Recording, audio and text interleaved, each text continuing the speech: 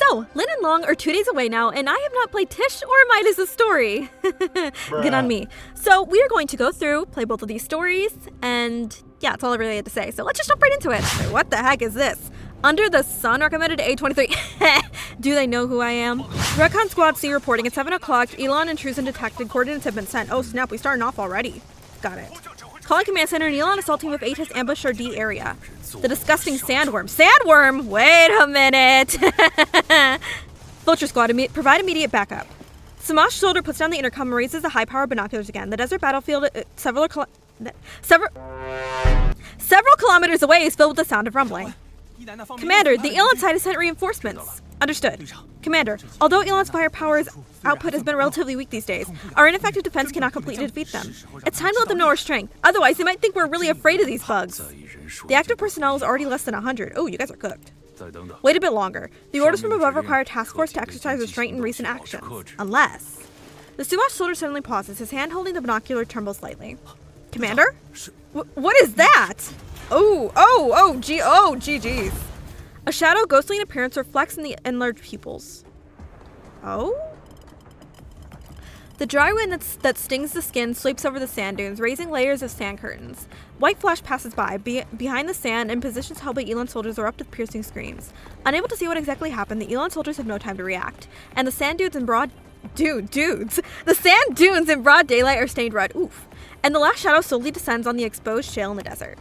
She opens her eyes, her violet gaze devoid of mercy. Oh, it's you! I remember you! You showed up in chapter 4 and then you just dipped!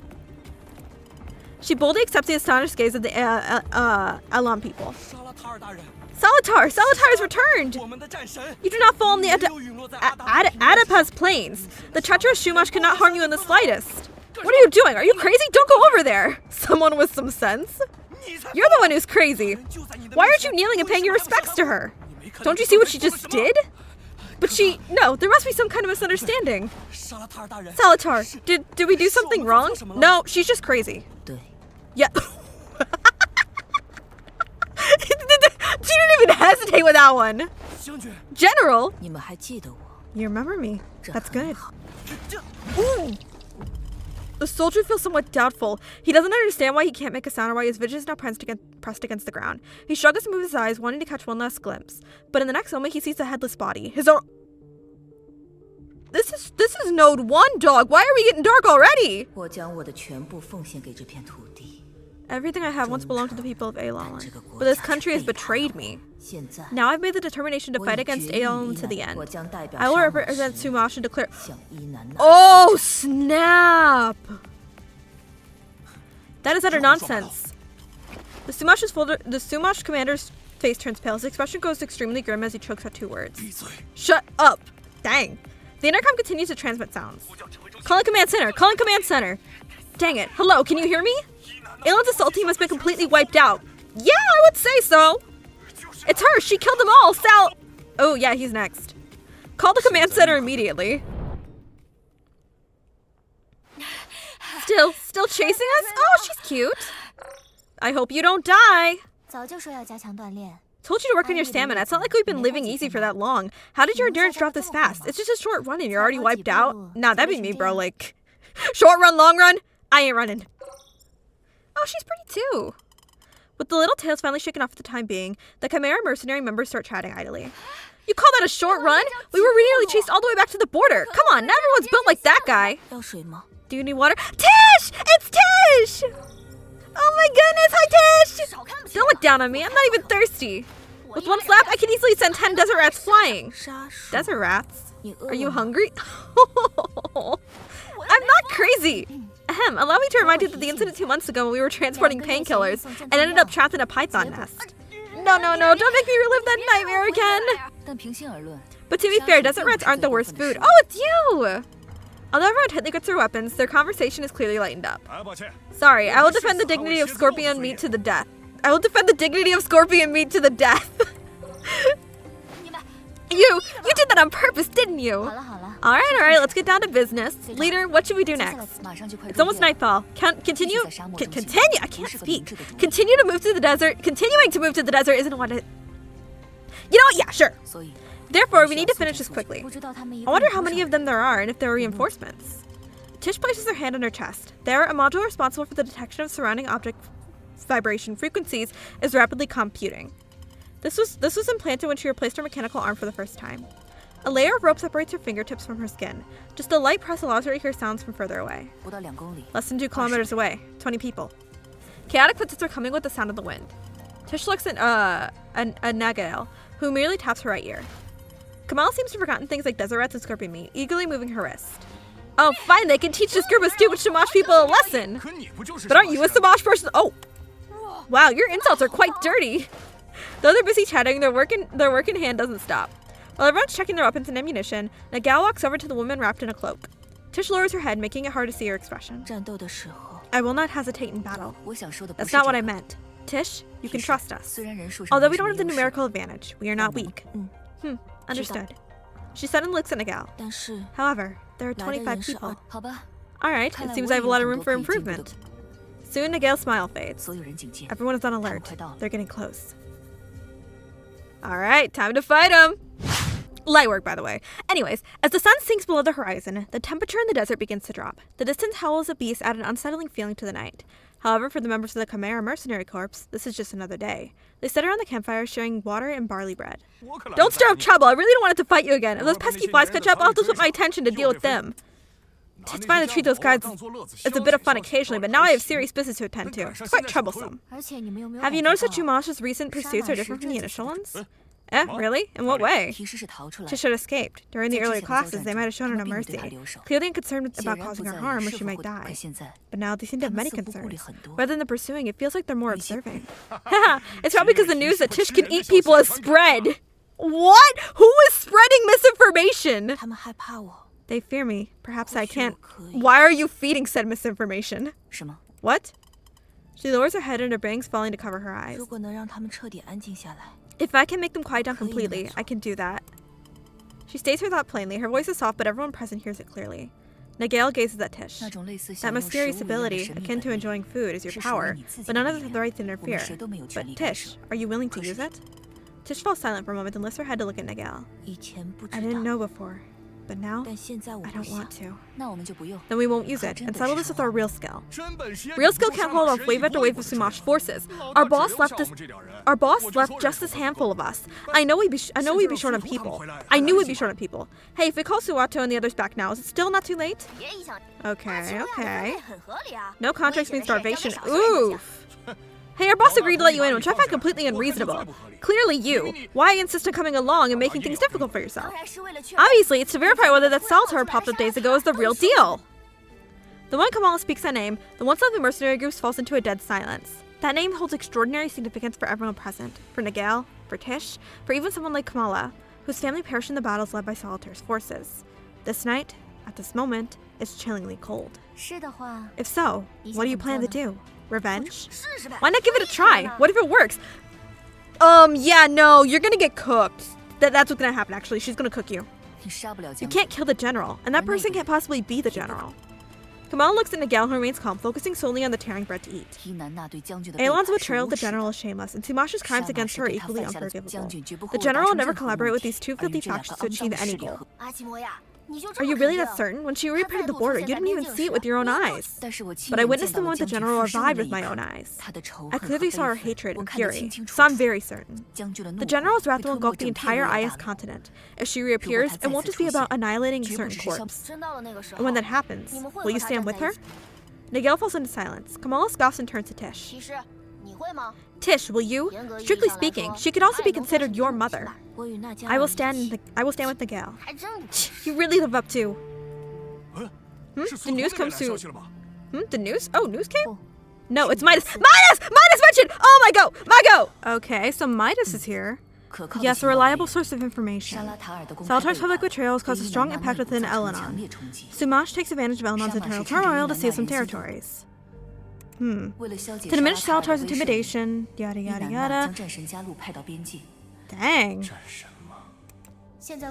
Now rumors spread across Aya's continent about the decisive battle between Elenon and Sumash is approaching. Midas's gaze turns to the always silent roped woman. We all know what the only possibility is. Although neither side has reached a ceasefire agreement, there's a certain bond in some matters. No one can say when the real general will return to border cleanse the two nations, so no one dares reveal their cards first. So is it like a triangle type battle? Like you have Elnon and Sumash fighting, and then you have Salatar doing whatever. But now the situation suddenly changed, with two generals appearing on the other. Uniting flames will work completely. Oof. Midas lowers his head, pressing down the brim of his hat. Midas! As if his thoughts drift far in that moment. After a moment, he awkwardly lowers his hand, his gaze meeting Nagel's. It seems you think the same as I do. The mercenary group is mobilizing collectively. The target is too large. I will send a small part of our manpower to Anaki to gather information. No! As soon as he was here, he's gone. By yourself. If you encounter any special circumstances, you won't be able to provide timely support. As a wanted criminal, it's better to act alone for more concealment. Midas! What did Midas say? He's already returned to the territory of Elenon and is heading to a place called Northia Outpost, where there'll be clues related to Garu. Although Midas's emotions during the communication remain his usual indifference, Nago believes this trip means more to him than that. It seems Midas is making progress, but we have no leads here. I hope that once we reach Anaki, we can at least find a witness. How could there be no leads? That person can't possibly be the general. They must have been sent by Sumash. That... whatever. Okay? But Sumash never responded to this matter. It's a bit strange. If it was their plan, they would have already announced how... Okay. But now they only spreading news of the panic people of Elenon. But unexpectedly, walking too much at night really summoned the ghost. Hey, relax. But their Salatar is fake, that's without a doubt. What kind of person can wipe out an entire corpse with just a flick of her finger? Nah, for real. Didn't you want to fight her too, bro? Get revenge? If she could wipe out an entire corpse, what do you think she's gonna do to you? And then ran away, never to appear again. That's not the general style.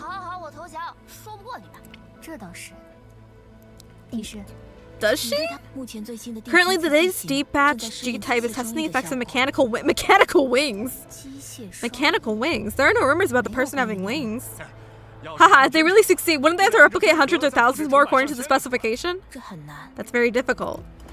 Everyone chats enthusiastically. The previously silenced Nagel finally speaks up. While this possibility cannot be ruled out, to be honest, I don't think it was Sumash who instigated it.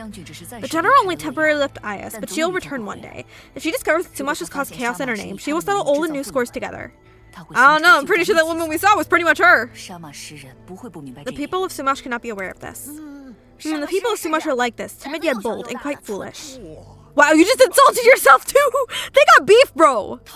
Annoying, I was born in Sumash and now I'm considered a chimera. Stop bringing up these unfortunate matters.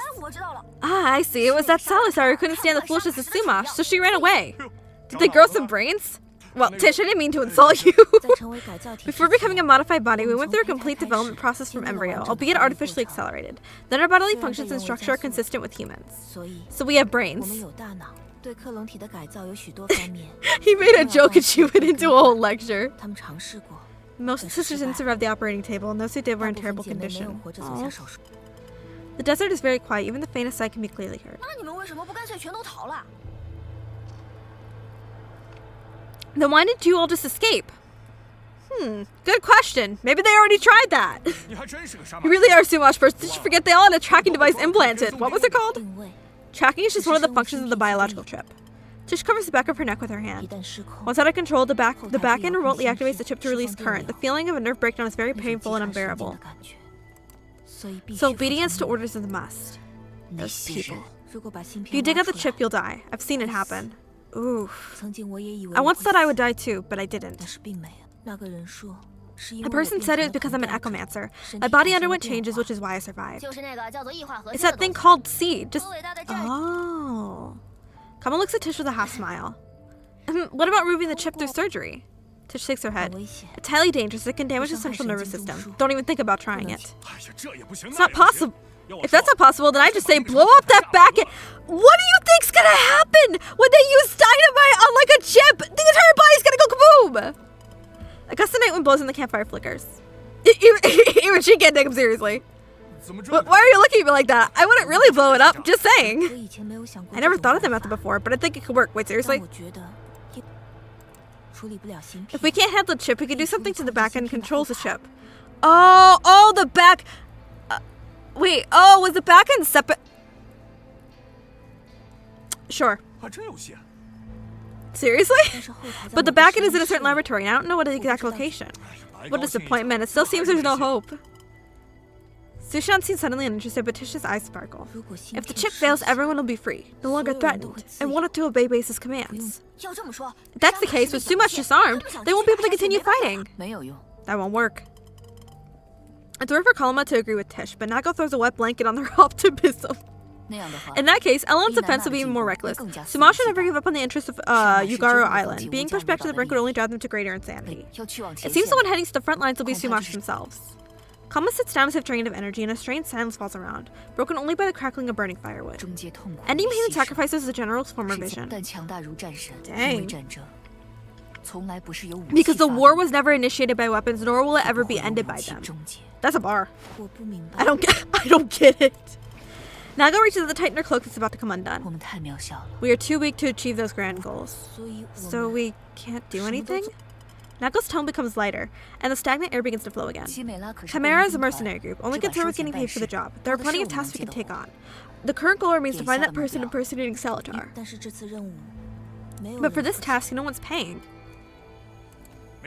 It's fine, as long as things don't settle down on both sides. As long as things don't settle down on both sides, we will still worry about not getting business. Hey, it seems better if they pay. Hey, relax, bro. The mercenaries continue to joke around and Kalma regains her energy. The previous topic is just a small interlude, quickly brushed aside. Their conversation gradually drifts beyond Tish's understanding, so she quietly returns to the campfire. The flames dance to the rhythm of the warm wind, reflecting in Tish's violet eyes like a small ruby. Oh? The sounds of cries and pleas for help. Oh, that is dark. What are you looking at? Get out of the way! Hey, watch your tone! Quite a crowd here.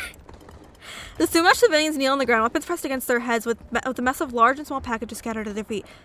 That is really dark.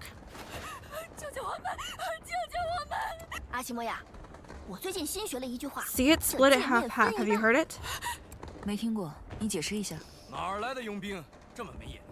I warn you, don't ask for trouble. Get lost. Trouble? No, we'll wrap this up in 3 minutes. I guess we're fighting them. We are saved? Yeah, we beat their butt. Mercenaries, well, that's really strange. We didn't ask for your help. You can't take our money. We don't want any payment. The civilians look over for a second, retreating a few steps with skepticism, quickly picking up the scattered belongings on the ground. Where are the troops stationed at the border? Just letting the alien people in like this? Don't mention it, it's bad luck. That guy named Garo took several pieces of our land, and soldiers have been deployed elsewhere. Are you leaving? This is Sumash, that lady. Lord Salatar would naturally protect us.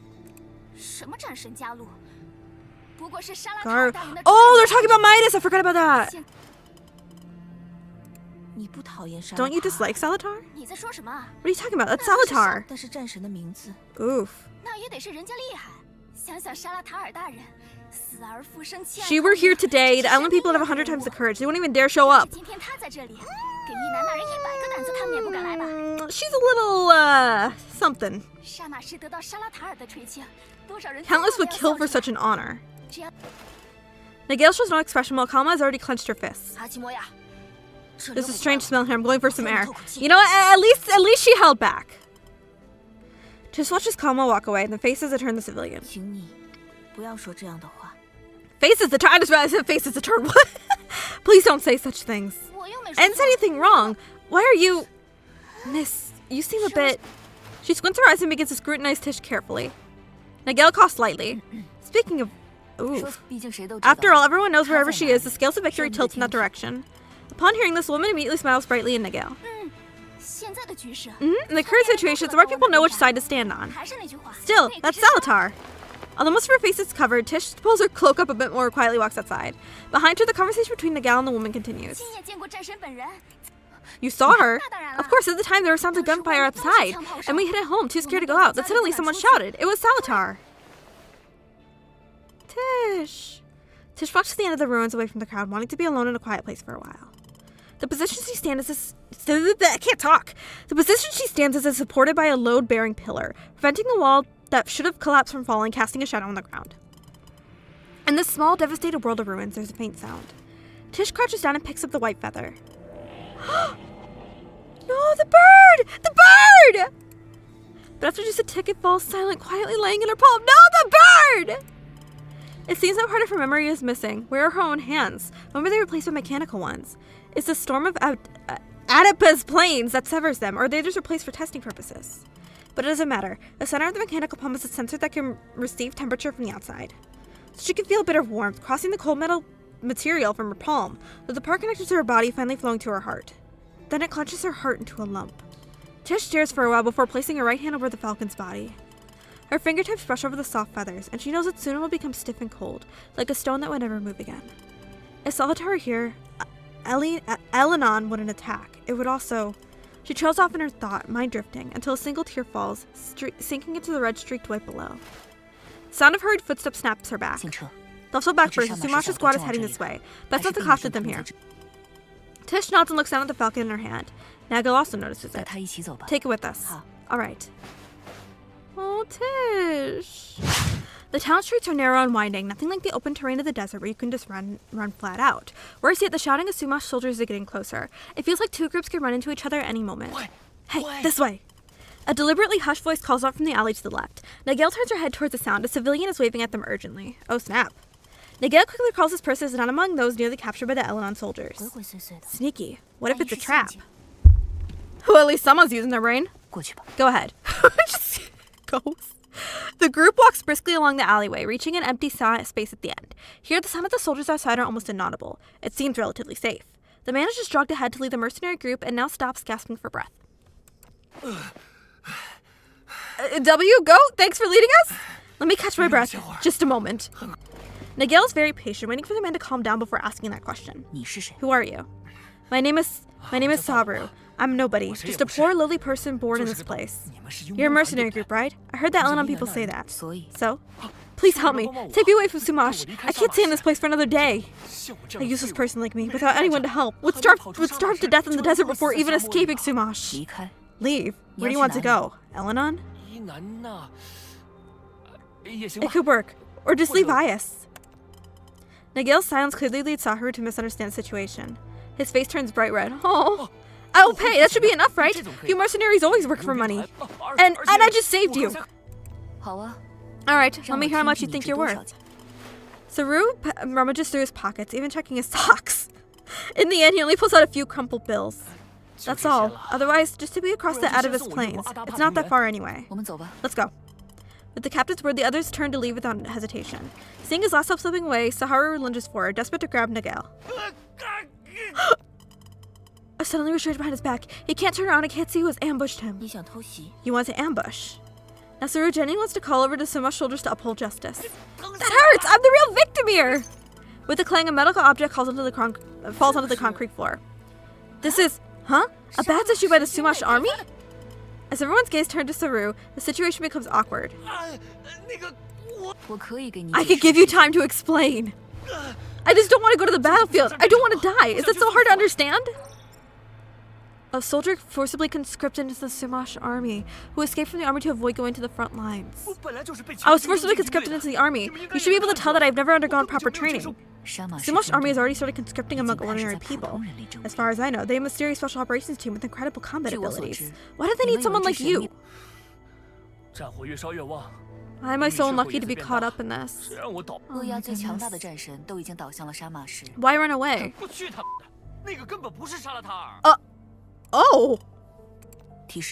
Let him go.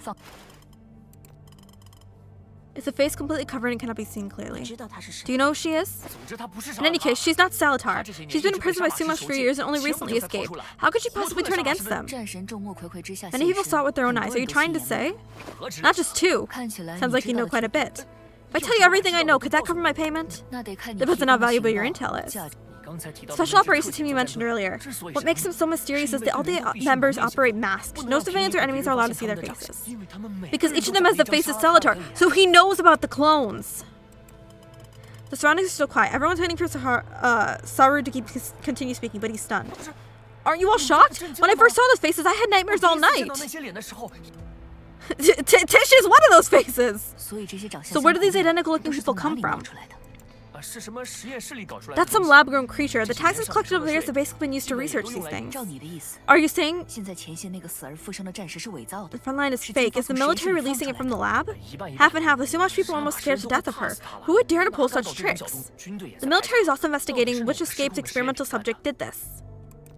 One of the experimental subjects is a prime suspect, but she removed the chip used for tracking, so now they can only rely on increased manpower for the search.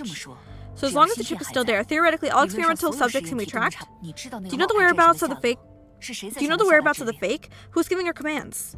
Such a technical job is not something we small fries meddle in. But I've already told you everything I know. The person is fake. Isn't this intelligence covered my payment? Is that all? Not so much how much his intelligence is worth. You have no practical value, so why should we help you? Dang! Alright, I agree. Since we've already done a good deed, it wouldn't help to do another. Helped? Did I say help or hurt? Yes, the commander truly has vision. You better not betray us, buddy. Nagel deliberately avoids possible battlefield locations along the border, but there are still some troops exchanging fire here. Guys are fighting here too. Let's take another way. Nagel gives the hero a meaningful look. You're so afraid of being seen. Are you some important figure in the Sumosh military? Don't joke around, it's dangerous ahead. Hurry up! Saru anxiously calls to the mercenaries, noticing one person is staring intently in the direction of the smoke. What's wrong with your companion? Miss Mercenary? What are they doing? Tish. They're fighting. What about the weapons? Saru stares at Tish with a look reserved for lunatics. Isn't that what they're holding? Don't waste time. If we delay any longer, they'll come at us. That's not weapon. Tish has never seen a battlefield like this. There are no clone armies. Of course, there's no Salatar or Garu either. Only the purest ordinary people. On the front lines, in every battle Tish has experienced, she was the weapon herself. Tish couldn't imagine a war without weapons. Wow. That is. Nagel's voice is very soft. This continent has always been like this. First came people, then came hearts and greed, and finally, war. Tish, weapons are not a necessary part. War is not brought by weapons, nor will it end because of their disappearance. Tish looks towards the battlefield looking confused and pulls out the already stiffened white falcon from her robe. When she looks up again, the amethyst in her eyes flickers with a glow that Nagel has yet to comprehend. Nagel's expression stiffens. Tish, what do you want to do? I want them to stop. Nagel instinctively reaches out to grab Tish, but Tish is too fast. Nagel could only feel the edge of Tish's cloak brush past her palm. Why didn't you pull her back? Nagel's hand remains suspended in the air until Tish's back becomes blurred, then slowly retracts. Because that is also Nagel's wish. The sun scorches the earth fiercely, and rolling heat waves carry sand particles to splash into the scope. Hadn't the sandstorm already disappeared? What's going on? He spits on the ground, coughs up sand that flew into his mouth, rubs his eyes, and spots a strange figure in his line of sight. Report! Someone's approaching our vehicle! Report! The vehicle's been destroyed! That person is... Oh, you were at the start of the story, I think! Several mechanical arms extend from beneath the cloak, accompanied by arcs of electricity cutting through the sand dunes, crushing the army vehicles easily as smashing tofu. Tish stands in the buffer zone between two sides. Her cloak blows in the wind as silver tendrils extend from it, plunging into the sand and rubble. The mechanical arms shimmer deep within the purple light. This is just a warning now. Stop! The Elenon soldier scoffs and directly raises her weapon, aiming it at Tish. Please witness my loyalty! She shakes her head, lifts her cloak, and let her shackled hair dance in the wind. Tish, she's so pretty! That face, identical to Solitaire, reappears on the border again. The Elenon soldier zones out on the ground, staring in terror at the expressionless woman. Solitar? Well, what kind of general is she? She betrayed Elenon! You personally awarded me a third-class military merit medal. How's it come to this? What did the Sumosh people do to you? Tish lowers her gaze, remaining silent. The sound of mechanical rotor blades whirls behind her as the drones with loudspeakers hover in the air. Sends their regards. I won't go. They have left. What about you? Elenon soldier looks up, the sunlight suddenly becoming blinding, and under the backlight, an outline of a figure gradually overlaps the statue seen throughout the city. Words to defy such a ridiculous command are stuck in their throats, but under the threat they can't force them out. Unwilling. Always unwilling. These are your hidden concerns. As long as you're willing to return, you'll still be the most revered in the hearts of the Elenon people. No. Still unwilling to retreat? Withdraw. But don't forget, Garu.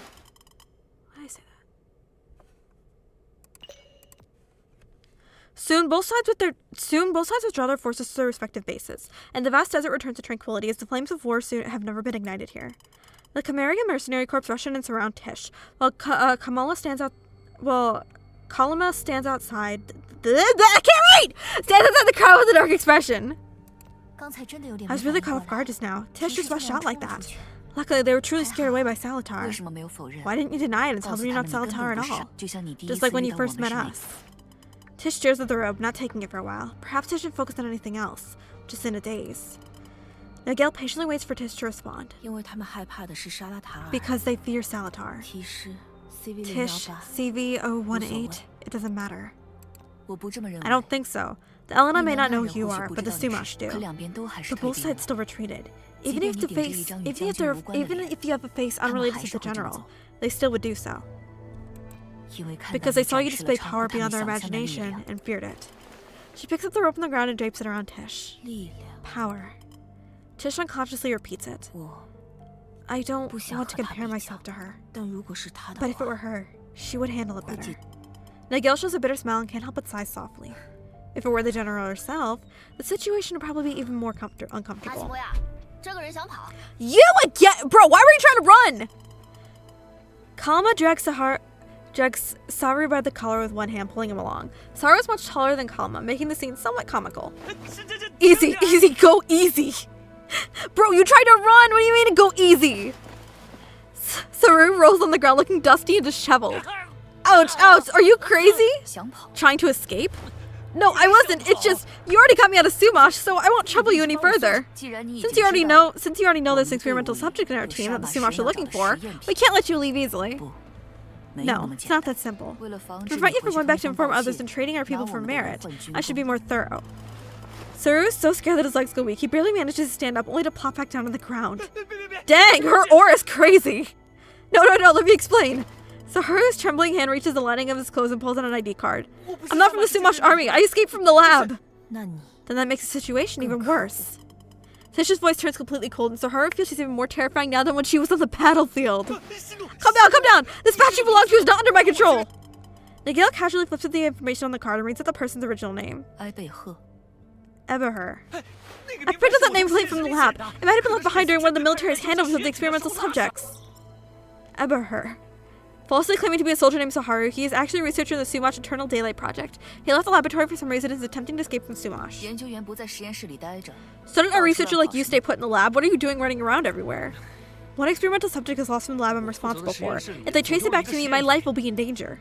So I want to escape from Sumash while they're still investigating other models. I didn't expect to run into you along the way. In the years I handled experimental clones, there are at least 800, if not 1,000. Nigel's gaze suddenly sharpens. Just kidding, don't take it seriously. I just want to say, even with a mask on, I can recognize that Miss Tish is also an experimental subject. I came here to confirm she's the one I'm looking for. Buddy, back up! You ain't taking Tish from us, nah! I have to keep some things hidden because of my sensitive identity, but everything I told you earlier is absolutely true. After confirming that Miss Tish was not the experimental subject that had gone missing from my lab, all I could think about was escaping. Not convincing, Mr. Eberher. You mentioned before the wait, hang on. Oh, I came to you to confirm if she's the one I'm looking for. Oh, okay. So I misread that. W moment. You mentioned before that the chip allows for location tracking. Doesn't that mean you're in the perfect position to find the missing experimental subjects? Or are you lying again? Since when did mercenaries get so sharp? Theoretically, that's correct. But I checked the real-time tracking system and there's no signal for the missing experimental subject. It's very likely she removed her chip. Could it be?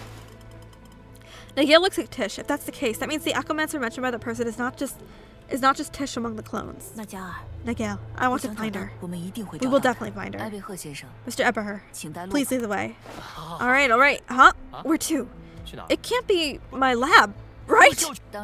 Of course, this is the only lead we have right now. Okay, but I can't guarantee you'll find anything. I'm only responsible for bringing you to the entrance of the lab. Definitely not going in. I don't want to be caught by my colleagues. Now is not the right time for you to bargain! You... Fine, consider me unlucky.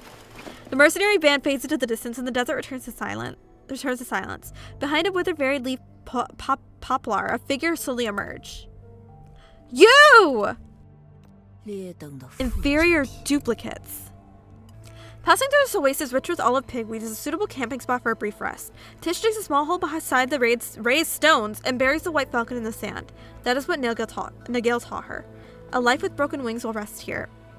Bro, the descriptions! Kalma hesitates for a few seconds but still walks over to Tish. You just don't be too sad. Once you see more, you'll get used to it. Thank you. For what? No one's comforting you. Miss Tish. Miss Tish, you are indeed quite unique. How so? Anyway, I've never seen a clone with such rich emotions. Compared to the behavior itself, emotions are what need to be eliminated in the experiment. Some normal behavior of clones are meaningless and can't be corrected with words. However, thoughts and personal feelings, which truly exist in the mind but are invisible, are the most dangerous and must be restrained with chips of suppressed instincts. Your way of saying this sounds quite uncomfortable. Don't hit me! Don't hit me! I was just doing it for work! But the chip can be turned off. Just find the back end. Kalama's hand stops in the air. She looks at Tish with a hint of surprise alongside Eberher. Do you still want to do this? Yes. Tish, even if they no longer face military threats, it's still hard to truly change everything. Perhaps saying this is a bit cruel, but just like a caged bird that has been in prison for too long, when the cage is open, they may not fly to the place you hope for. Without weapons, this will not end. I have understood that. But at least, they should have a choice. Just like me. Impressive. Eberher applauds for Tish. Dang. Oh, we're back at the laboratory. Something's off. Even if there aren't any guards stationed here, there should at least be other researchers around, alive or dead. Yeah, it's weird, and it's not even mealtime. Mr. Eberher, please continue to lead the way. Okay. The path here has been eerily quiet, or at least it would be if not for those grotesque mechanical traps littering the way. So far, there are no signs of any external intrusion. Everything still looks neat and orderly. Eberher reluctantly walks in front, with Kalma closely following behind to prevent him from escaping. Yeah, if he tries to escape, I think he's gonna get a knife in his back. Wait, what's wrong? The central control for the subject's chip is deeper inside. Miguel is staring at the specially sealed door in the corner. Where does this door lead? It's used to store some files and such. You don't happen to have access to open it, do you? Well... Tish moves Eberhard's hand away from the fingerprint lock. He does. What a long, awkward day. Bro for real just wanted to escape and now he's got caught up in this whole investigation thing. As the door swings open, the archives reveal chaos, where once packed filing cabinets now hold only a few pitiful scraps of paper. I can't read. Where's the genetic data? What about the records for mechanical supplies updates? It seems they've been transferred. Tish picks up the remaining documents and can't help but frown after just one glance. Anything wrong with that? Look. Batch type A modification number 1. Shock test? What were they doing to these girls? Shock test passed? Improved mechanical limb material changed. Developed battle anxiety in actual combat, classified as a tunable anomaly. Enrudu research group annotation, continue optimizing training. Shocked. They for real were shocking these girls. Wait, was that execution? What? Execution authorized. Wait, so did the shock test pass? Artificial heart implanted assigned to Task Force Team 1. During the quest, mental disturbance was determined to be a tunable anomaly. Frozen for preservation. Shock test passed. High power cochlea implanted assigned to Task Force Team 1. Unauthorized removal of biological chip deemed an uncontrollable anomaly. Extremely dangerous location unknown. Sumash research groups suspected of self-evolving under observation. Shock test passed. This list is the use of tracking records for experimental anomalies. However, it's not very useful. She was executed by me. Tish points to one of the lines. Once the chip is disabled, nothing can threaten your sisters anymore. Nagel remains non-committal about Dusk's optimism. There are no signs of disturbance in the laboratory work area, and the archive room entrance shows no sign of forced entry. The person who took the experimental data had a clear target from the start and passed through without obstruction, so it must be an insider. Nagel glances at Eberher. It wasn't me. I've been with you all along. There's a traitor among the researchers. Oh, huh? Could it be that missing experimental anomaly wasn't due to my negligence, but rather someone deliberately let it out? Currently, it seems very likely. The worst scenario is that, in addition to taking this data, the person also tampered with other things. Go to the central control. Why can't I read tonight? Kalma covers her mouth, struggling not to vomit. Tish slowly crouches down, picking up something from the ground. It's a severed arm. Similar dismembered limbs are scattered everywhere. Not just these. The room is filled with motionless clones, like torn up rag dolls. Tish. Nigel thinks Tish will be overwhelmed with the scene, but she only looks puzzled. Even if it goes against the command, it won't be easily scrapped. Clones are very precious. The petri dish lies shattered, and nutrient solution spilling in jagged streaks across the surface. This is not some scrap. This is clearly a massacre. Eberhard bolts to the chip control center, shoves aside the clone slumped over the console, and feverishly inputs commands, all while muttering under his breath. There's not a single signal left. This is impossible. The screen connected to the control console should be flashing with numerous red dots, but now only displays a barren map of Sumash territory and its surroundings. Eberhard retrieves the backend records, and the statistics indicate that the number of active chips is 0. Chips come out of their position and vitalist signs of clones, unless forcibly removed or... Eberhard's face is pale as he slumps in front of the control console, his terrified eyes scanning the surroundings. A red dot suddenly lights up on the screen, then quickly disappears. There's something up there. Tish looks at the display screen, but it shows nothing. Am I seeing things? Tish is sure the track signal source appeared just now. I'm sure. Tish reaches out and points to the location on the screen. After all the clones in the laboratory lose their vital signs, there's only one moving signal source. This is... Everybody freeze. No, it's a Sumash commander. Oh no. No need for such tension. I don't think we're enemies. You popped up out of nowhere, bro. We're gonna think we're enemies. The imposter Salatar gave us a lot of trouble, and we did have some suspicions about her connection with Miss CV-018. I'm not her. Yeah, now there's no doubt. I don't want to beat around the bush. What happened here? A rogue experimental anomaly declared to everyone that she was Salatar, and then she attacked various laboratories and military bases of Sumash, executing all her sisters. You could say that overnight, the Eternal Daylight Project, which took 10 years to build, was declared over. The officer from Sumash speaks in a tone as if discussing the weather. You seem very calm. The losses are irreparable. Besides, isn't the Eternal Daylight Project already a success? CV-018, you are the best answer. Nigel stands alertly in front of Tish. Miss Mercenary, please rest assured, we mean no harm. I mentioned in the desert we were looking forward to your arrival, CV-018, but that's not her name! Her name is Tish! We admit our previous methods were a bit radical, but please understand, it was because we couldn't gauge CV-018's, but stop calling her that! She's Tish! But now I can assume— No! Everyone engages Converge and Tish simultaneously. I am not CV-018. My name is Tish. Let's go! It was my oversight. Sorry. That said, the commander's expression remains unshaken. I don't understand the connection between this and the experimental anomaly. She has escalated the situation between Sumash and Elenon, severely impacting our combat strength. If we are to face a major offensive from Elenon next, we only have one choice. Let more civilians take to the battlefield. No! Outrageous! Literally, that's what I'm saying! This is not a decision I made alone.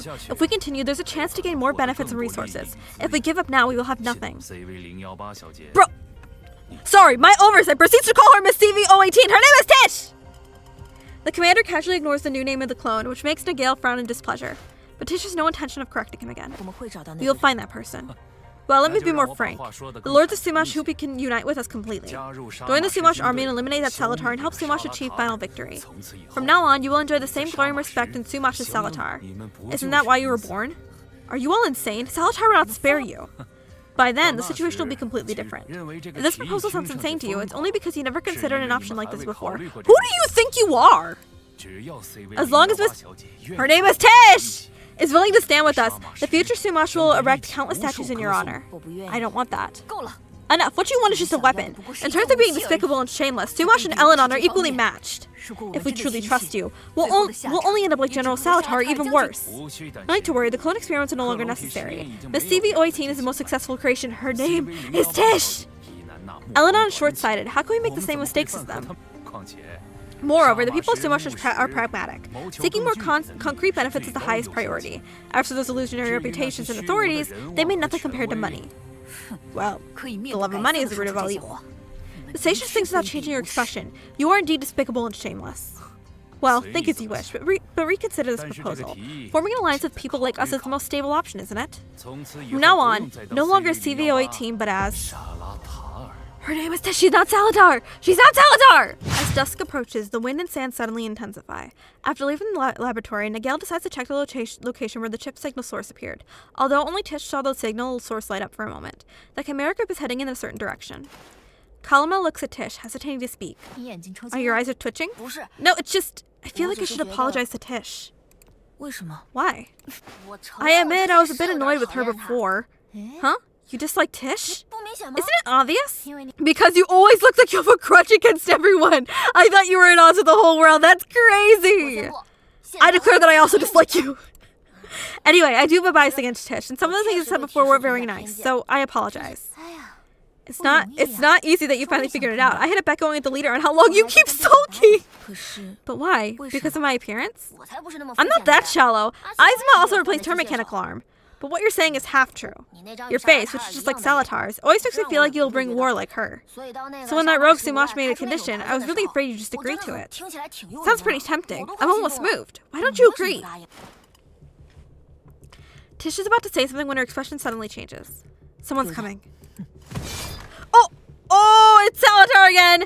Tish leaps lightly, dodging the first attack from the opponent. The legendary Salatar suddenly appears like a ghost. You finally appeared. Salatar seems to see no one else, her gaze locked firmly on Tish. Quite a mess to clean up, so I saved you for last. A clone like... Oh, so this isn't actually Salatar, this is a fake one. Have you been waiting long? Sorry. Sorry for what? Jumping her? Nigel frowns, unsure how to face the Salatar. You are also a victim of the Eternal Daylight Project. Why would you turn against your own kind? They're just duplicates. They shouldn't exist in the first place. Neither should you then! Aren't you a duplicate yourself? That's what I'm saying! Duplicate. I am Salatar. She states in a very soft tone, shocking everyone present. I'm a bit confused. Could she really be? She's not. The real Salatar will always return. Salatar lowers her head and thinks for a moment, quickly coming up with a solution. And let's take her down to... Not to mention whether you can actually do it. You want to become Salatar, yet you go against the General's own will. At least the General wouldn't side with Sumash. Neither would I. That was just a spark. Ellen and Sumash will fight to the last drop of blood over this. Only then can Ayas return to peace. Tish remembers she just heard similar words not long ago. So your goal is to destroy those two nations. That's not something you need to consider. The as the Salatar darkens, she charges at Tish. You should be free now. No! Let off my girl! Tish kneels in the sand, a light purple fluid seeping from her abdomen. Tish! It's just a minor injury. It's fine. Kalama, you're hurt too. It's just a scratch. Indeed, unlike those defective failures, you're actually worth the effort to crush properly. Bro! Who do you think you are? Unfortunately, there can only be one Salatar in this world. Is it already to this extent without showing all your power? Is there something wrong with your head? You've been turned into this monstrosity, yet you still think you're that woman? You can't even be considered a duplicate now.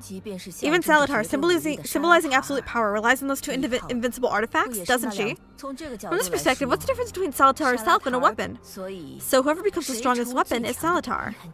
You're quite strange. You want to become Salatar, yet you disdain her existence. A lot has happened to you. You won't understand. I mean, you're both clones. But you should understand, right? Eberher? Eberher, hiding among the mercenaries, slowly steps out. I was just following orders from the Shamash government.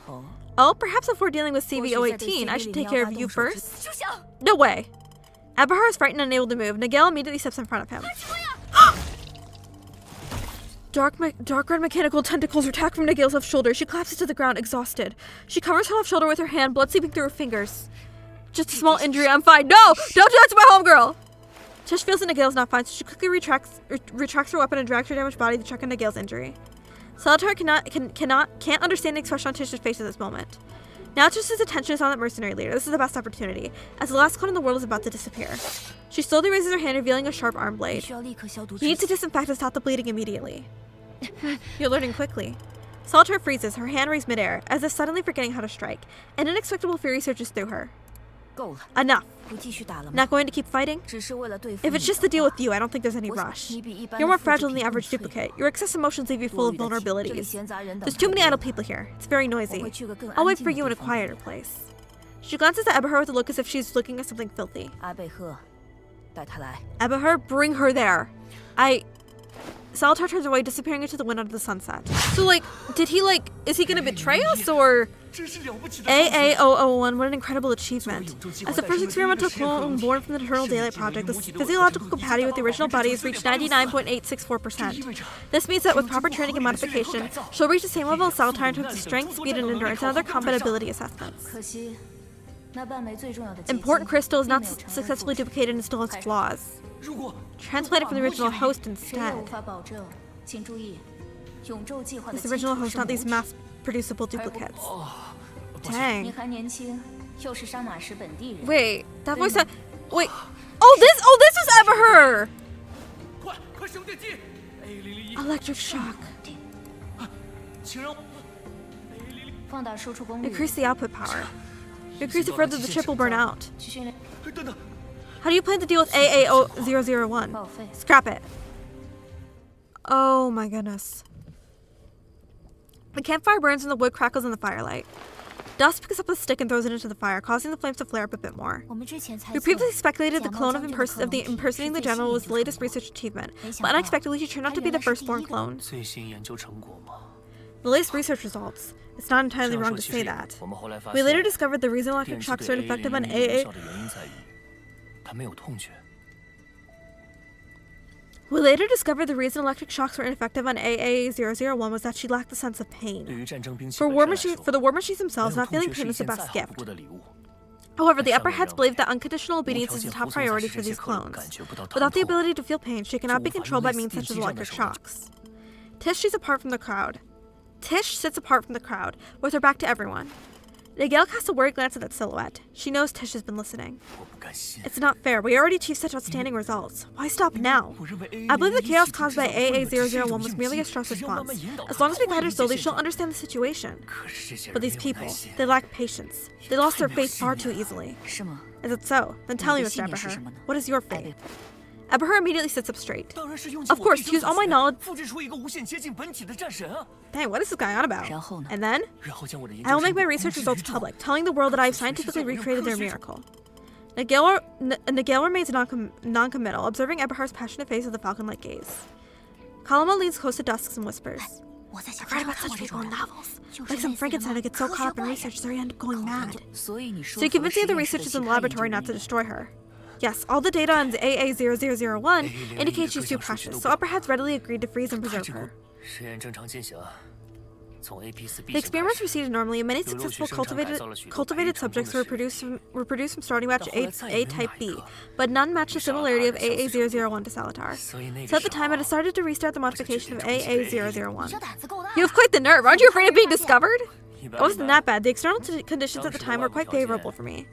As the core team of researchers gradually shifted from Enridu to Smash, I, as one of the first scholars to join the Eternal Daylight Project, held the highest authority over almost all control systems in the laboratory, so it's quite easy to do something unnoticed. The actual operation was probably not as easy as you say.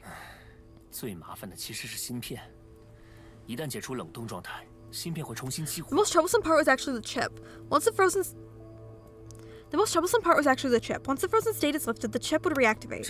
Moving it directly would damage the spinal cord, so I simply burnt out the chip, which prevented the central control system from detecting AA001's activity traces. But Tish is seeing the signal from her on the control panel. Oh, we put an external tracker? What? This guy is crazy. I must find out who released her. The traitor from the laboratory easily destroyed everything I had. One more question. Nigel cuts off Eberhard's furious muttering. You seem to admire General Salatar. Some love her, some hate her, but when it comes to Salatar's power, I don't think there'll be any disagreement. Is it strange to admire a great general? Just as Nigel's about to speak, someone lightly shakes her shoulder. Kalma leads close to her ear, pointing in a certain direction. Look. Tish gathers some dry branches, lights them, and slowly sits against a large rock. During the brief rush, she feels she might need some time alone. Images of the clones in the lab, their mechanical parts scattered apart from their bodies, and blood gushing from Nigel's wound keeps flashing before her eyes. Tish closes her eyes with tears flowing down her cheeks. Tish, baby, no! Isn't that why you were born? They're just duplicates. They shouldn't exist in the first place. You're more fragile than the average duplicate. Your excess emotions leave you full of vulnerabilities. Carving and polishing her piece by piece, turning her to the closest existence of Salatar. Tish. Only when Tish opens her eyes again does she realize what she's doing. The fangs she shows only in battle gleam in her palm as if draining her own life force. She forcefully strips these strange tendrils from her body. But she knows this is futile. These tentacle-like things are regenerative, and even if cleared away now, they will grow back. Just like no matter how much she avoids reality, it won't change the truth. An executioner's tool, a useful weapon of war. No way, and then they erased her name and put CV. Oh my goodness. Tears drip onto the mechanical shell. A hand wrapped in bandages reached out and gently wipes them away. She looks up at me, Kalma's grinning face. Had a bet going on. You must be secretly crying behind everyone's back. Thanks to you, she now owes me three high-rate sniper rifles produced by Zingling Industries. Kalma sits down next to Tish, talking while reattaching her mechanical arm piece by piece. It no longer says Tish. It wasn't intentional. I couldn't hold back. Alright. I won't laugh at you this time since you're in a bad mood. That's not right. Not laughing you is not right? Tish grasps the mechanical tentacle. It's installed backwards. Oh no.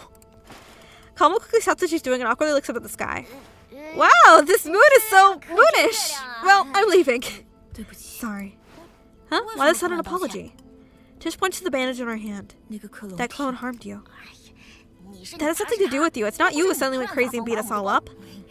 But even if it is you, Izumi wouldn't be angry. Kalma pauses for a moment and takes a deep breath. Izuma's eye. I was the one who blinded it. Relax, let me finish. You know I'm from Sumasha. You probably don't know that I was once a dog in the army. My parents died because of Salatar, so I later went to the battlefield. During one battle, I was shot in the thigh and fell to the ground unable to move. Those comrades trying to fight for Sumasha's tomorrow just left me behind like trash. Tish freezes. But aren't you being treated like that? Isn't right. Tongue-tied again? That's shocking? It's normal. Whether ordinary people or clones, in their eyes, we're just disposable tools. I was lucky. Izuma and the others came to pick me up and saved me. Saved you, but you said her eye. During those days of recovery, I overheard the conversation and learned that these people are subordinates of Salatar. At that moment, I only had one thought. If I can't take revenge on Salatar, then I'll take revenge on her minions. I pretended to feel uncomfortable to trick Izuma into coming closer, wanting to stab her heart with a steel needle while she was off guard. That's really bad. Yeah. It's not like you just met me today. But at the moment, my hand suddenly trembled.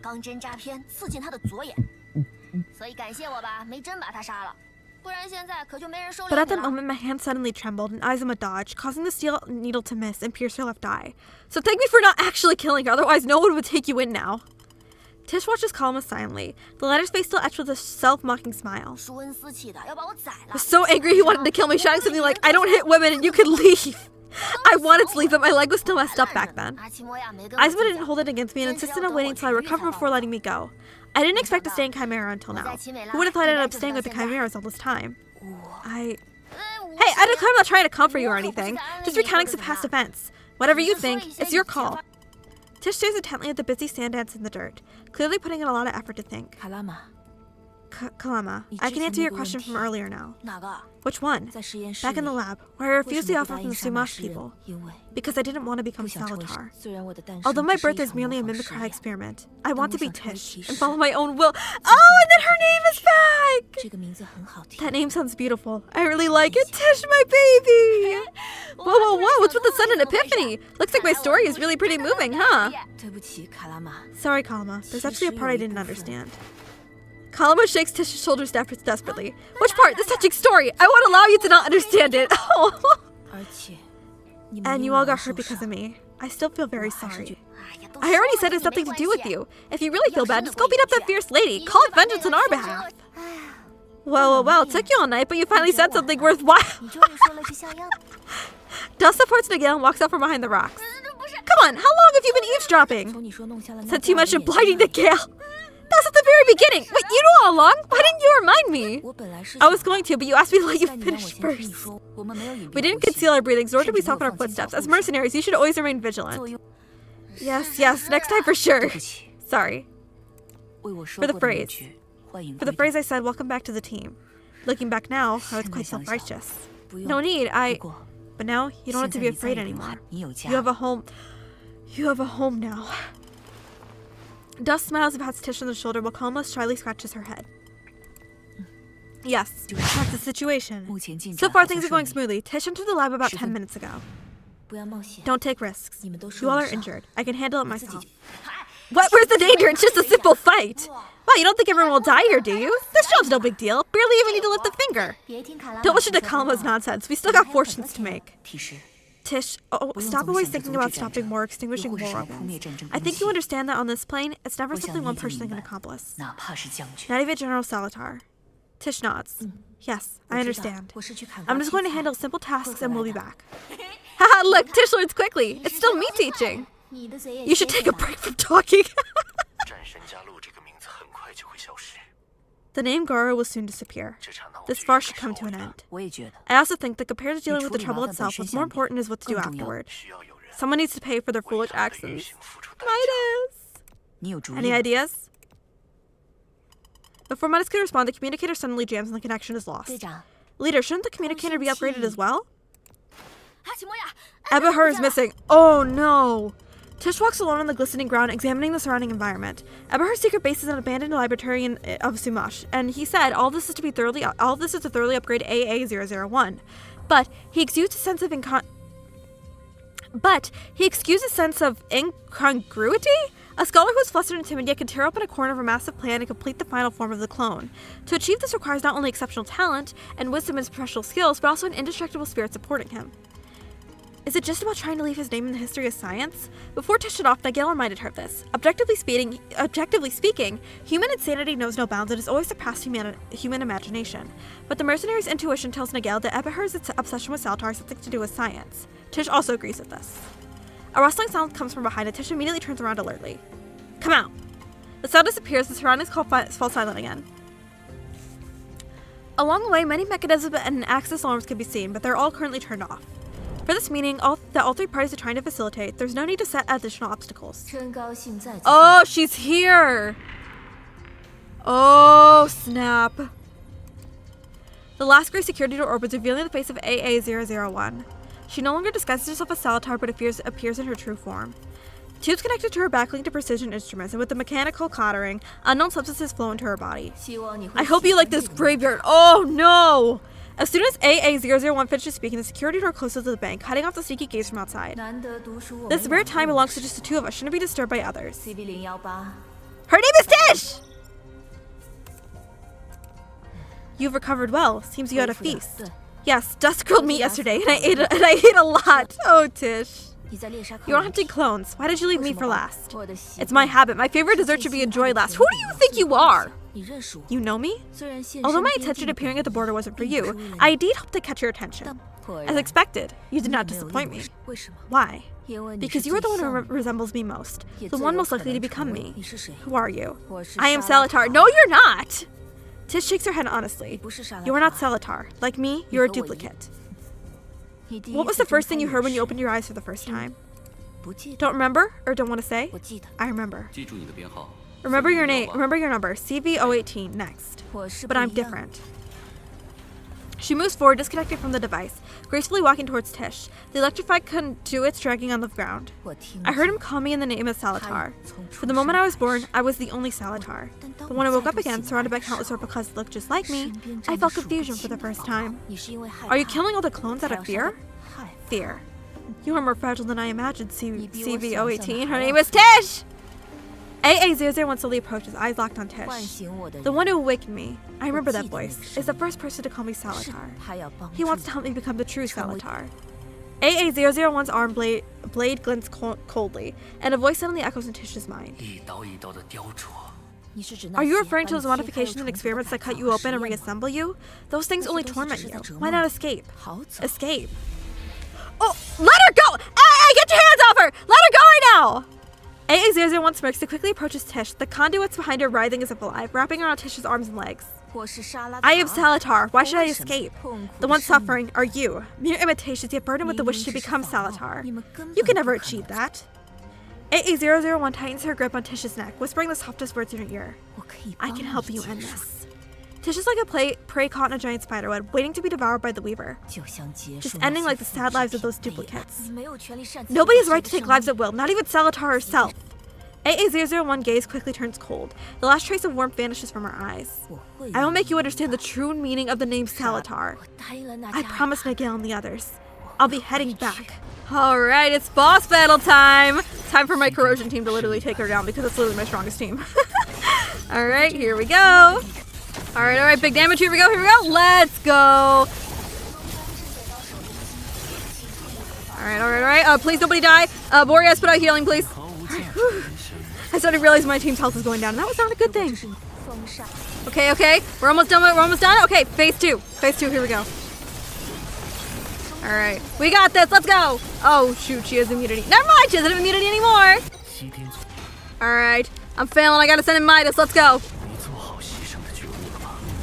Can't believe her health like completely, I had her down to I think it was like 40 something percent and then her health like completely regenerated. Alright, come on Kylan! We're literally below 50% right now. We got this, come on! Okay, Soulbird's ult is charging up. I think with this I should have access to the ult. How did she regain 30% health?! No, we ain't doing this!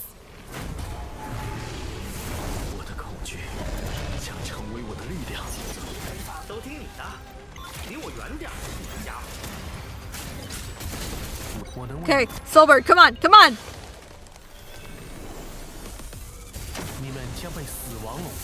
Oh my goodness, I'm almost there. Come on. Please don't reheal. No. Okay. Midas. Come on, I'm almost there. Oh, I did it. I was getting so unbelievably frustrated. AA00 mechanical shell is shattered. Without her sturdy army, she's more vulnerable than the duplicates she despised the most. Her damaged joints can no longer support her. Crawling helplessly across the floor, she reaches out for the dried up conduits. AA001. It's not over yet. Oh! That was not meant to be read. She was saying that. I can still fight. I will. Bound to the operating table, watching as her bodily tissues were gradually cut and filled with inorganic materials, that voice echoed in her ears. No one can defeat you. Will not be defeated. I am Salatar. Just as she's about to touch the conduits, the elbow joint of her mechanical arm falls off and she watches helplessly as her arm becomes a piece in the meaningless scrap metal. AA001 struggles to lift her head and sees a face identical to hers but utterly unfamiliar. Tish looks at her quietly, revealing a sorrowful expression. You are not her. I am not either. Honestly, Eberhard's at fault for this one. You know what? He put the idea in since she was like created, so he's at fault for this one. Only by becoming Salatar can the suffering end. Becoming the ultimate weapon is the only way. We are not weapons. We are human. Oh, that goes hard. With a crisp sound, a metal piece slides down from the damaged area at the back of the A001's neck. It rolls on the ground for half a turn before stopping beside her hand. The indicator light of the metal pipe flickers twice before finally dimming. Eberhard did not burn out the chip. It's been operating inside your body. AA001 stares intently at the square piece of metal wrapped in a strange colored liquid, her gaze gradually becoming confused. Does it make me... What about yours? Tish shakes her head. That's not important. It cannot control our thoughts. So I chose to become Tish. I also choose. I chose to become Salatar. AA001's face suddenly becomes pale. This was his fault! This was his fault, to be honest. Is this the road I want to choose? The compassion in Tish's eyes grows stronger. Perhaps saying this is a bit cruel, but just like a caged bird that has been in prison for too long, when the cage is open, they may not fly to the place you hope for. It turns out the Chimera had long foreseen the caged bird in prison for too long and could no longer find the direction to fly. AA001's breathing gradually becomes weak. But I don't need to choose. I was born to be. Tish, I was born to be. AA001's vital signs completely stop, distortion of unwillingness frozen on her face. Tish suddenly remembers the face from the center of the storm, AH003. Satisfied, joyful, finally welcoming the freedom and happiness she desired. Clearly the same appearance, yet so many different emotions. From the very beginning, each of them was different. So I also. The closed laboratory door opens, interrupting Tish's thoughts. Just as I thought. You're the one who survived. Unfortunately, all these years of efforts are completely misguided. But it's not too late to correct it now. Get away from her! Get away from her! Miss CV018, let me reintroduce myself. I am Eberher, head of the second phase of the Eternal Daylight Project. Second phase? It means abandoning endless and meaningless mass production phase, allowing only the most likely clone to become Salatar. So you've been controlling her all along. No, that's too serious a statement. At this moment, Eberhard's playful demeanor is no different from when he commissioned the Chimera to take him away from Sumash. Yet to Tish, she seems like a different person. I was just stating her inherent mission to her in a normal manner. Mass-produced weapons are merely soulless duplicates, serving no purpose other than to prolong the war indefinitely. Get him out of here! Boo! Tomato! Only Salatar can end the war. You are a Sumash. Yep. If Salatar succeeds, she'll march with Aelan soldiers to flatten your country. That's why you are here. Eberhard changes his previous attitude, his words filled with a certain fervor similar to Tish. Familiar to Tish. The foolish Aelan government actually handed Salatar over, foolishly hoping that foolish Aelan government actually handed Salatar over. Dang, hoping they would replace her. Salatar is the strongest weapon. This time, Sumash will possess her. No, possess you, and achieve ultimate victory. Tish falls silent. She still isn't very good at handling such situations. After all, facing AA001, a direct fight would solve the problem.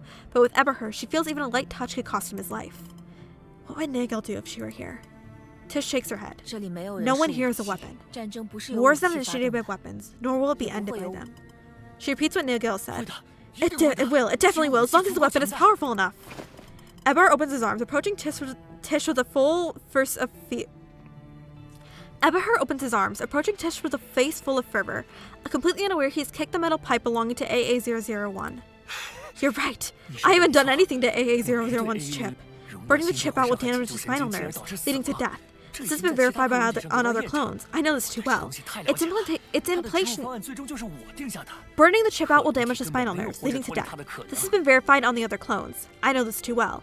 Its implantation plan was ultimately set by me, and no other clones will survive without it. So when I saw you still alive, I guessed your body had undergone the same changes as General Salatar. Miss CV018. No! She is Tish! You share the same appearance as Salatar, flow the same blood, and enjoy the same heartbeat.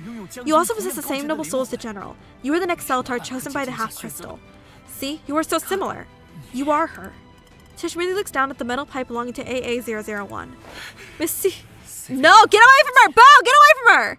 Eberhard continues, having walked right in front of Tish. You can conquer death. Those two so-called artifacts will not be an obstacle. You were born for Sumash. You are the Iron Heart of Sumash, the banner of Sumash. Tish looks at Eberhard, the sound of the wind from the endless yellow sands of Apis Plains. Sumash's language mixed with the sound of electricity, and the cries of birds caught in the storm echoed in her ears.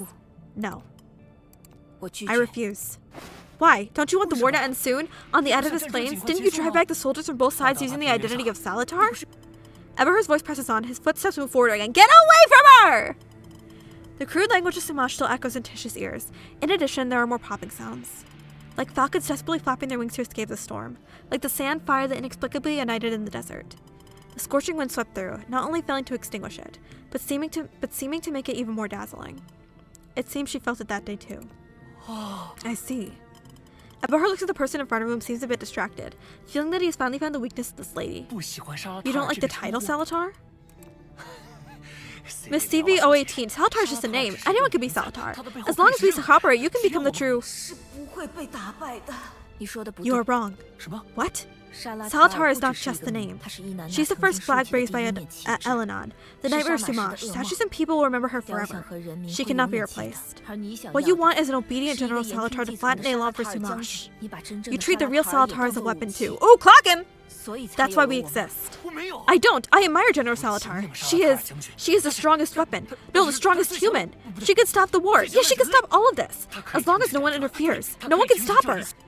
The more Eberhard speaks, the paler his face becomes, and his tone grows more urgent.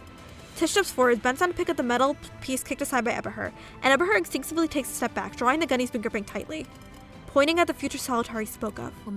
I don't dislike the name Salatar. She's impressive. But I am Tish. A calm stillness settles in her pale violet eyes. At some point, he's not sure when, Eberhard sees a storm of ice and flame ignite within them. He can almost hear the faint crackling of fire. Reflected in there is the face of a middle-aged stranger, twisted by fear, unwillingness, and rage. I will not cooperate with the people of Sumash, including you. I've already made up my mind about what I want to do. And then, that face disappears. Tish ignores Eberhard again, bypassing the gun and placing the metal piece back in the hands of AA001, heading towards the door.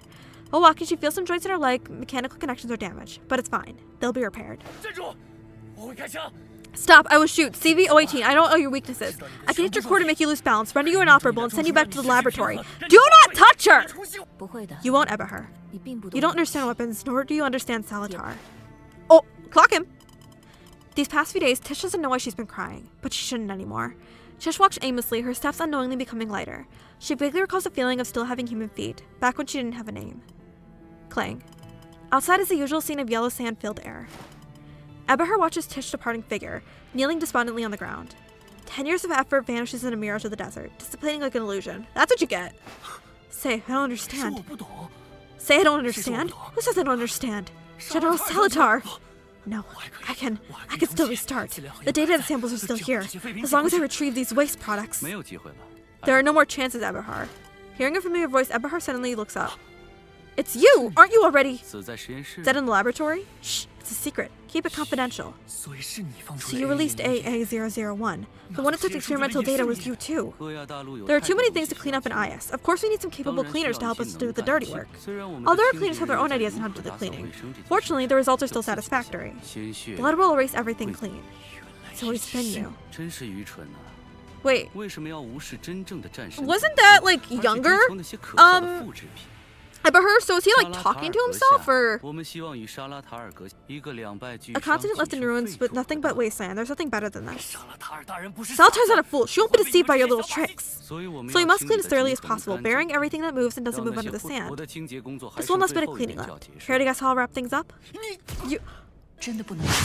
Must you really leave? I have other things to do. It's for revenge. We can also... I won't trust it to others. Nigel, I know your ideals. Even through betrayal, even through ruin, they never wavered. It's just our past can no longer have the same direction. General, where are you going? While I was trapped in the laboratory, enduring torment of corrosion, I heard a voice. He said he knew I was awake, aware of everything I was experiencing. If I wanted to unleash my pain 1,000-fold upon my enemies, I should seek him out. Who is he? Nigel, I'm leaving. I'm not sure how long we'll be gone, but I know I will return. Go struggle. Go resist. What will this continent become like then? I look forward to it. Is she back? Tish! Finally awake! You slept for a whole day and night! Do you know what happened while you were asleep? Big trouble. Someone claiming to be Salatar has appeared. Ignore her, she's lying on purpose! Bro, why are you causing troubles on purpose? Tish. How do you feel now? You fainted after coming out of the laboratory. You've probably been unconscious for 5 hours. Medical conditions in the desert are limited, and your physical condition is quite special. However, Sumash previously sent someone to contact us. Sumash previously sent someone to contact us.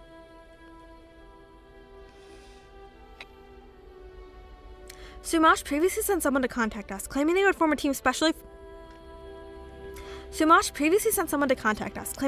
a team specifically for your comprehensive examination and gene repair. What do you think? I don't need their help. Nayel takes out a card with Seed, logo, and director. Oh my goodness! What about her? The business card given by Holland has been kept by Nagel, and seems to finally come in handy. She hands the card to Tish. Tish nods. But I can talk to Sumash about the other matters. Nagel's taken aback for a moment but quickly reacts. Are you saying cooperation? Not really. It's a notification. It seems you already have an idea. Well, I made up my mind. I want to become Sumash's weapon. What? Nagel's certain that Tish after waking up is different from before. I'm confused. Once here, I drove away the people of Elan and Sumash in the name of Salatar. When they hear this name, they will close their scopes and retreat to their fortifications, and the world quiets down. Nagel, I want the quietness to last as long as possible. I think you've already realized what they care about is not General Salatar, but the power behind this name. Some want to possess it, some want to destroy it. In the end, they all fear. But now, the one they fear is me, so I can do something. Tish. I must admit, I used to be very afraid that I, born as a weapon of war, would become a source of disaster. As long as I deny my existence, I won't bring misfortune to this land. But gradually, the things I wanted became too many, and I could no longer escape. I know your concerns, but it's okay, Nagel, because I'm home. I'm with my family. We can definitely do something. The sun rises slowly from the horizon, its golden light spilling over the endless dunes. A white falcon flies from somewhere, landing on Tish's shoulders. Tish turns her head, just in time to meet the falcon's round eyes. I think I'm very lucky. Being born as a weapon of war, at least I have more power to do these things. I can protect you all. Protect everyone. The falcon flaps its wings and soars into the distant blue sky. Nagel, I just had a dream. What did you dream about? I can't remember, but there was a person in the dream who told me to go and experience. As long as I know who my true self is and what I want to do, that's enough.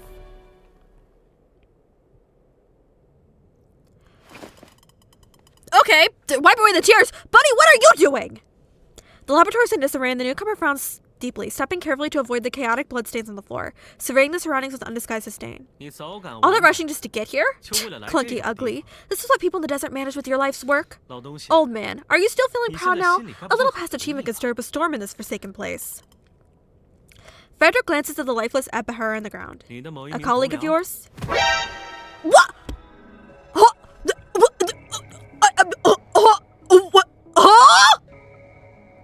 I'm sorry? What? At that moment, a mechanical severed limb rolls to his feet. Before Frederick can react, another person steps forward from the shadow behind him. Pow. The man crushes the mechanical arm that is barely stopped. He's not. Sarcastic yet slightly amused applause. Precise, ruthless. The pulse weapon equipped on that arm is still operational. It's best to stay away from these things. What are you doing here? Huh? Q walks straight towards the console, expressionless, and fixes a magnetic mini time bomb on it. Frederick looks at the completely still, completely broken machine with a slight surprise, then glances at Q's skilled operation. Frederick blows a whistle. This new skill he learned on this continent. It's not very useful, but neither Q nor Lotus like it. Catalyst has no reaction to this, but kindly tells him that this little skill could also play a few tunes, even demonstrating it for him. Who cares what sound a red-haired hybrid dork makes? Frederick looks down at AA001 as if recalling some bad memories. Frowning, he steps away a few paces, but his gaze remains fixed on the person on the floor. Is this what Salatar looks like? Q is retrieving the experimental data of the console, scanning the screen rapidly, showing no intention of performing for Frederick. Frederick has no interest in the data, only pure scions can help him fully repair Etna's casket and his pet. Although the inferior scions of Elenon have been mostly destroyed, it's still better than nothing. However, none of this hinders his continued scheming. Such a major oversight, and no one even noticed. Enrindu's style isn't all that impressive after all. Downright clumsy, actually. What exactly does he want me here for? Are you planning to say who the lord you mentioned is? Q finally reacts to Frederick's words. In your dreams. If this call messes up, not only will we not be able to destroy the evidence, but who knows what the sister place will turn into. Old man, don't you say you don't know the consequences? Or are you saying, actually, you don't care about the outcome of something? What? The development you speak of is not included in the predictable future. Q stands up, his eyes reflecting rapidly passing code, followed by the bright red countdown of the console. Don't pretend to be able to stop everything. Aren't you the one who started this? To some extent, I do not deny it. What do you mean started this? Frederick furrows his brow and thinks of something and narrows his eyes. Old man, what do you do wandering around this continent? Do you want more disorder and chaos? Lotus told me about his operational rules. Is that what you want? There are many things to do. The first is to capture you. Oh? I'll say it again. I don't know how to open the Skyrift passage. Well, you don't need to know. Just bring the casket. What do you want my casket for? You can't be pulling and storing your trash in it. You just take it like this? Today's free time is over. Oh, the noise disappears and Q skillfully operates Enna's casket, causing Frederick to widen his eyes in anger. After all the work is done, Q walks towards the door, glancing back once again. He turns back, picks up a small piece of AA001 that's been crushed underfoot. Holding it in his palm, he applies a little more force and crushes the metal piece. Why? I guess all I can say after that is, what a twist?